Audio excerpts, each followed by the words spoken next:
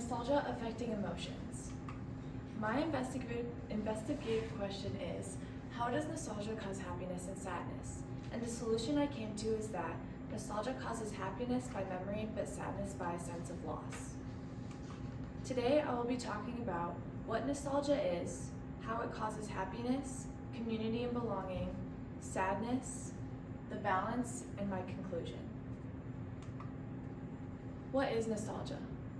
Nostalgia is a term used to describe the intense rush of emotions stemming from a memory. The University of Florida says that it comes from two Greek words, nostos and algos, meaning return and pain. A common trigger of nostalgia is sensory objects with a memory linked to them. An example the University of Florida gave is baking goods with your relatives in the wintertime. A common misconception about nostalgia is that it only happens to people of old age. This is not true. It can happen to anyone of any age. In addition, there is no time frame on nostalgia. It can happen as soon as the next day or 10 years later. Its primary use in a mental health sense is to cope. To balance out the sadness of growing old, nostalgia allows people to reflect and soak up their happy memories. Happiness. Everyone has good and or bad memories. Recalling can be beneficial for one's mental health. Amy Novotny, a member of the American Psychological Association, touches on how nostalgia isn't only for comfort. When we revisit happy memories, our brains release feel-good chemicals like dopamine, giving us a natural high. This boost in mood can help reduce stress and anxiety, making us feel more content and satisfied with our lives. One way of doing this is by reflecting on good times and appreciating them, but you can also appreciate bad memories. Nostalgia can help overcome past traumas. Another study done by the University of Southampton says people who experience nostalgia more often describe their lives as more meaningful, and they indicate higher levels of self-esteem. The meaning of memories can be different for each person, but there can always be a positive outcome from them. Community and belonging. People feel more connected when they know someone was affected by their past the same way they were affected by their own. Common traits and experiences help communities connect, specifically events that can be reflected on. From the artifact False Nostalgia, Norberg highlights the importance of nostalgia on history. Norberg says, evolutionary psychology has revealed that it only takes trivial similarities between people to create bonds with strangers. So it's not strange that the idea of a common history and destiny unites people easily. Without being able to reflect and or analyze history, there would be no growth within communities. Many groups across the globe have faced some form of discrimination. There are objects that bring people together to help recognize, then address, and fix the issues from the past. While listing advantages of nostalgia, the University of Florida states, simple conversations with family and friends can easily stir up old memories, bringing about shared feelings of remembrance and belonging. It is easy to dwell and appreciate the past with others. It helps create stronger and deeper connections. An example many can relate to is around the holidays with family, reminiscing on old times.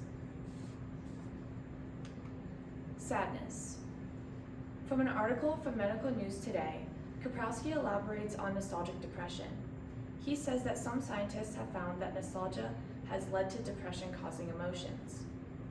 The memories themselves may not cause sadness. It can be happy memories as well. The thing that causes sadness is the time that has passed and the inability to experience that again. A key component with a negative reaction to nostalgia is attachment.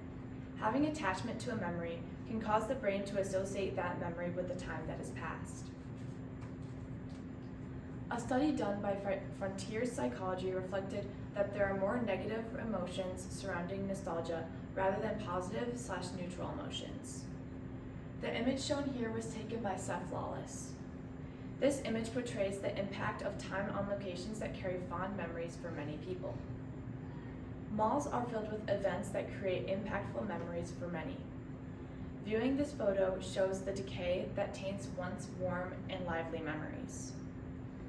Some may describe their past as the good old days, which removes them from their current situation and compares it as being less to what it used to be. The balance. No matter the person, no experience is exactly the same. This makes it impossible for scientists to come to a conclusion of one emotion from nostalgia. Jessica McDaniels from Purdue University says, these different stages of decay can coincide with the mind and the phenomenon of nostalgia, and the fact in that the more time that passes, the further we are from the reality of the past. She then goes on to explain how idealizing memories can change the emotion originally attached to them. When an individual can learn to move past the yearning for the past, they can learn to appreciate the memories they once experienced. Seeking counsel in nostalgia can help balance out the different emotions by taking advice from one's own experiences. It is inevitable to experience happiness and sadness from nostalgia. Though memories can be either really happy or really sad, how they are interpreted later in life is what causes the good and or bad side of nostalgia.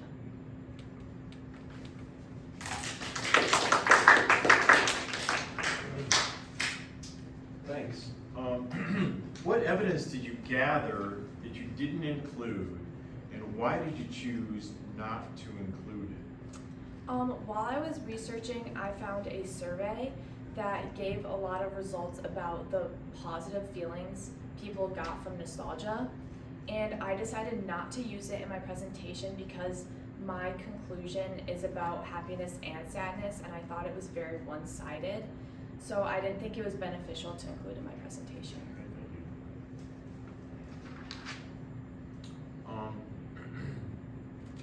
What additional questions emerged from your research? Excuse the interruption, it is time for a lunch.